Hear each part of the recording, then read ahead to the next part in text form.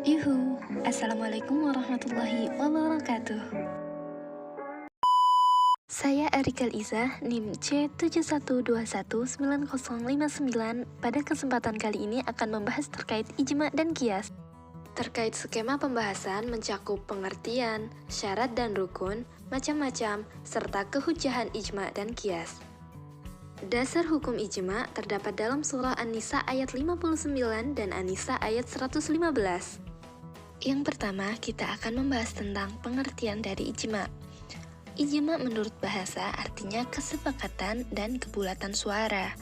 Sedangkan menurut istilah, ijma merupakan kesepakatan para mujtahid muslim pada suatu masa tertentu setelah Rasulullah SAW wafat terhadap permasalahan hukum syara pada suatu peristiwa. Rukun ijma yang pertama, yang terlibat ialah semua mujtahid. Yang kedua, yang terlibat ialah semua mujtahid dari seluruh belahan dunia Islam. Yang ketiga, kesepakatan dilakukan setelah semua mujtahid mengungkapkan pendapatnya. Dan yang terakhir, hukum yang disepakati merupakan hukum yang bersifat aktual dan tidak terdapat dalam Al-Quran maupun hadis. Syarat ijma. Yang pertama, yang berijma merupakan mujtahid yang memenuhi syarat, seperti Islam, memahami kaidah bahasa Arab, kemudian memahami Al-Quran dan memahami hadis. Yang kedua, kesepakatan berasal dari mujtahid yang adil atau mujtahid yang berpendirian kuat terhadap agamanya. Yang ketiga, mujtahid yang terlibat harus berusaha menghindari bid'ah baik ucapan maupun perbuatan. Macam-macam ijma berdasarkan cara mendapatkan. Yang pertama, ijma sharih. Ijma sharih merupakan kesepakatan yang disepakati oleh seluruh mujtahid dalam forum tersebut. Yang kedua ada ijma sukuti. Kesepakatan yang mana sebagian mujtahid mengungkapkan pendapatnya, sedangkan sebagian yang lain diam. Namun diam ini tidak diketahui apakah mereka sepakat atau tidak. Namun ada juga yang mendefinisikan terkait macam-macam ijma ini dilihat dari siapa yang bersepakat. Itu terdapat ijma sahabat, ijma Abu Bakar dan Umar, ijma ulama-ulama Madinah, dan lain sebagainya. Kehujahan ijma. Menurut jumhur ulama, termasuk Imam Syafi'i, menyatakan bahwa ijma sharih dapat dijadikan hujah atau dalil hukum. Menurut jumhur ulama, ijma sukuti tidak dapat dipakai sebagai hujah atau dalil hukum. Menurut ulama Hanafiyah, ijma sukuti bisa dijadikan hujah. Sedangkan menurut Abu Ali Al-Jubai, ijma sukuti dapat dikatakan sebagai ijma. Nah, menurut pandangan Imam Malik terkait ijma ulama Madinah itu bisa dijadikan sebagai hujjah.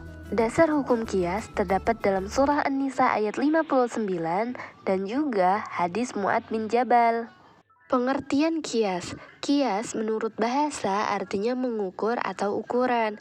Sedangkan menurut istilah, qiyas adalah menetapkan hukum sesuatu yang belum ada ketentuan hukumnya dalam nas dengan mempersamakan sesuatu yang telah ada status hukumnya dalam nas.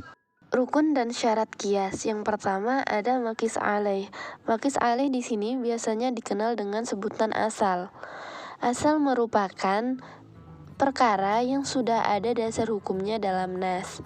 Kemudian ada maqis. Maqis biasanya dikenal sebagai furu atau cabang. Artinya perkara yang belum ada ketetapan hukumnya dalam nas. Hukum asal yakni hukum syara. Yang terakhir ada ilat. Ilat merupakan sesuatu sifat yang ada dalam maqis alaih dan maqis. Macam-macam qiyas. Yang pertama ada qiyas aulawi. Qiyas aulawi merupakan qiyas di mana pemberlakuan hukum pada furu' lebih kuat daripada pemberlakuan hukum pada asal. Misalnya, memukul orang tua itu lebih parah daripada berkata uf atau berkata kasar terhadap orang tua. Yang kedua, qiyas musawi.